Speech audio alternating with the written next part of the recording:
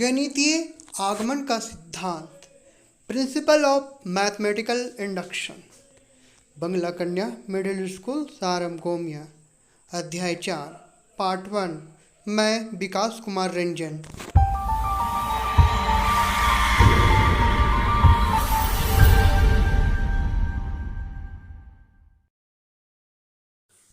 विकास की यूट्यूब पाठशाला में आपका स्वागत है। इस वीडियो में आप जान पाएंगे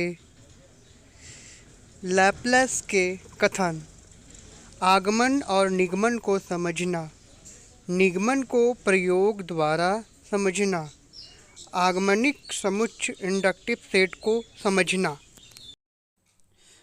11वीं कक्षा की अध्याय 4, गणितीय आगमन का सिद्धांत, principle of mathematical induction, analysis and natural philosophy or their most important discoveries to the fruitful means, which is called induction.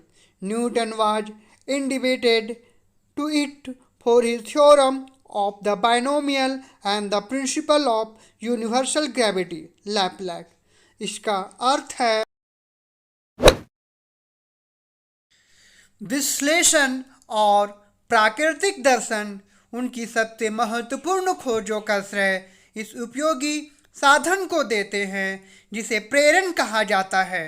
Newton अपने द्विपद के प्रमेय और सार्वभौमिक गुरुत्वाकर्षण के सिद्धांत के लिए ऋणी थे। लैप्लेस कहते हैं कि अगर हम अपनी पृथ्वी के होने वाली हर घटनाओं पर ध्यान दें तो उसका कोई न कोई कारण निकलता है। जैसे उन्होंने न्यूटन का नाम लिया है। न्यूटन जब एक बागीचे में बैठे हुए थे तो उनके सामने पेड़ से एक सेब नीचे गिरा। पेड़ से सेब का नीचे गिरना उसके लिए एक प्रेरणा बना और इसी प्रेरणा के द्वारा प्रेरण को एक साधन बनाया और इसी साधन को पर वे उस पर विश्लेषण करके और भी प्रकृति हर चीज़ को देखकर, प्रकृति में होने वाली हर घटनाओं को देखकर वह एक सार्वभौमिक गुरुत्वाकर्षण के सिद्धांत को दिया, जो वे इस प्रेरण को जो उनके दिमाग में होने वाली जो प्रेरण थी, उत्तेजना थी, उसी को वो सिद्धांत मानते हैं और यही प्रेरणा के द्वारा दुनिया में बहुत सारे खोज हो जाते हैं।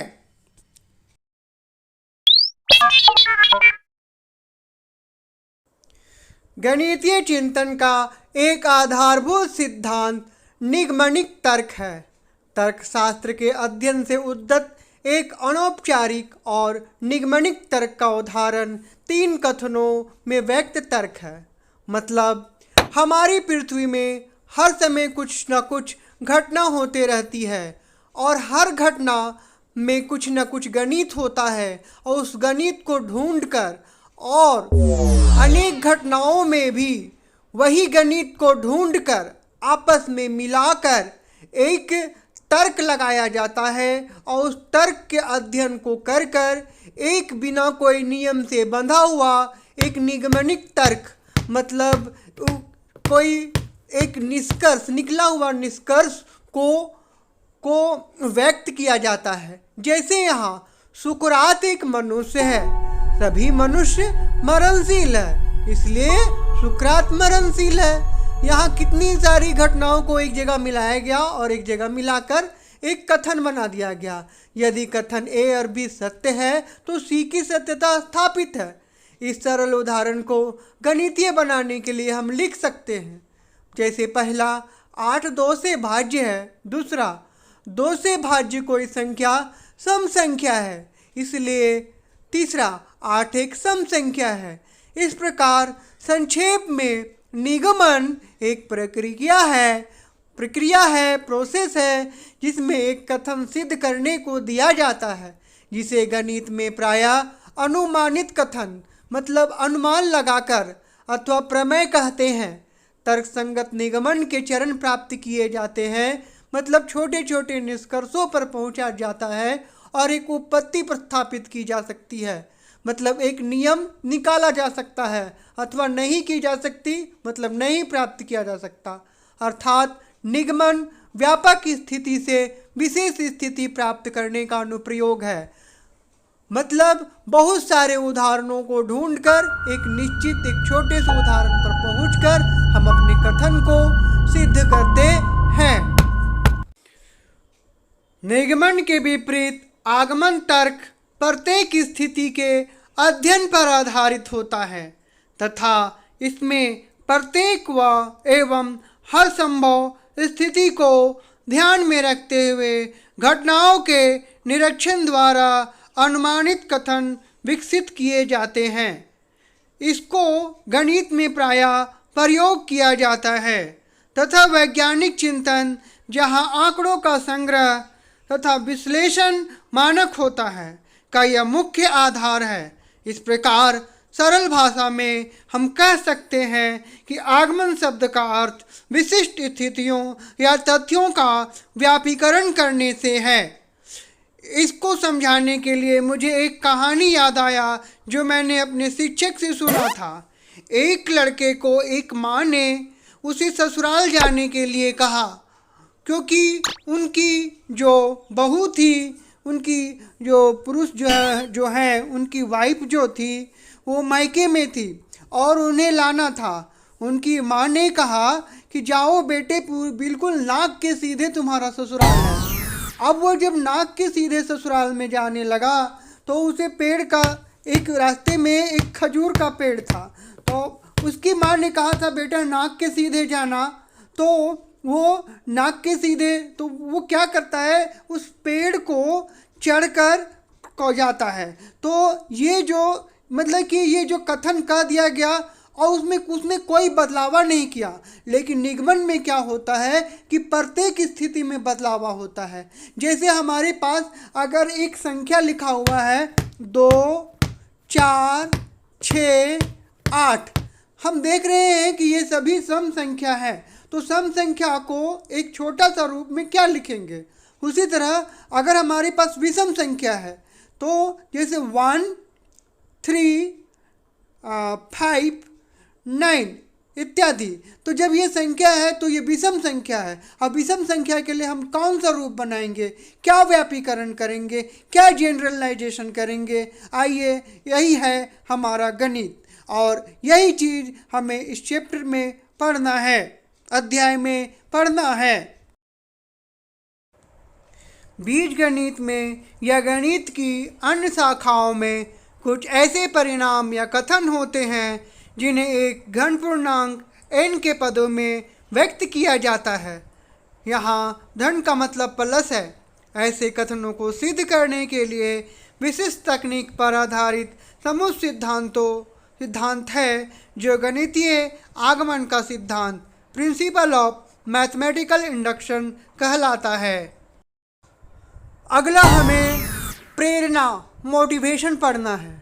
गणित में हम संपूर्ण आगमन का एक रूप जिसे गणितीय आगमन कहते हैं प्रयुक्त करते हैं। गणितीय आगमन सिद्धांत के मूल को समझने के लिए कल्पना कीजिए कि आप पतली आयताकार टाइलों का समूह एक सिरे पर रखा है और जैसा कि आकृति में प्रदर्शित है।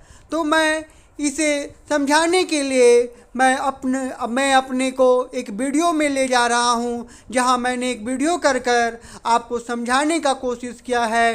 प्रेरणा के बारे में समझाने का कोशिश किया हूँ कि कैसे एक प्रेरणा के द्वारा आगे कोई काम हम आगे करते जाते हैं और समझते जाते हैं कि आगे भी होगा।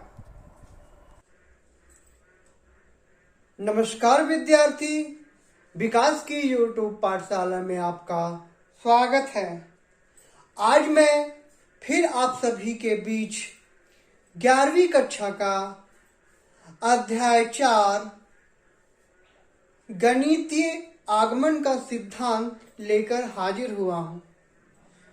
इस पाठ में 2 बातों पर चर्चा की गई है, निगमन विधि से गणित के प्रश्नों को हल करना और आगमन विधि के द्वारा प्रश्नों को हल करना। तो सबसे पहले निगमन विधि में ये चर्चा की गई है कि अगर कोई भी संख्या, जैसे एक संख्या हम 8 लेते हैं और उसको 2 से विभाजित करते हैं और ये पूरी तरह से विभाजित हो जाता है, तो हम कहते हैं कि वो सम संख्या है। केवल 2 से विभाजित करने पर ही ये हमें पता चल जाता है। तो हमें परिभाषा बता दिया गया है कि वैसी संख्या जो 2 से विभाजित हो जाती है उसे सम संख्या कहते हैं। इस पर ज़्यादा कुछ करना नहीं पड़ा, लेकिन जैसे ही हमें बड़े प्रश्नों की ओर जाना पड़ता है, जैसे हम कभी बीजगणित के प्रश्नों को हल करते हैं और जैसे कभी हम गणितों में, जैसे कोई क्रिकेट स्कोर है तो कोई खिलाड़ी कितना रन अर्जित कर रहा है, स्कोर कर रहा है, तो उसको आंकड़ों में डाला जाता है। उसके बाद उसके बारे में पता लगाया जाता है कि वो खिलाड़ी आगे के मैचों में खेलेगा कि नहीं। जैसे इस पर एक सबसे पहले एक टॉपिक पर चर्चा की गई है, प्रेरणा। प्रेरणा का मतलब है मोटिवेशन। इसमें एक उदाहरण बताया गया है, जैसे ये मेरे पास एक प्लेट है और इसको यहाँ पे रख देते हैं, तो रखने के बाद देखते हैं कि ये गिर जाता है। अगर तो उसके बाद इससे प्रेरणा मिलती है कि कोई रखी हुई चीज गिर जाएगी, लेकिन उसके बाद अगर हम कुछ और प्रयोग करें और देखें कि क्या इसके गिरने से ये दूसरा भी गिरता है, एक को गिराने से क्या दूसरा गिरेगा,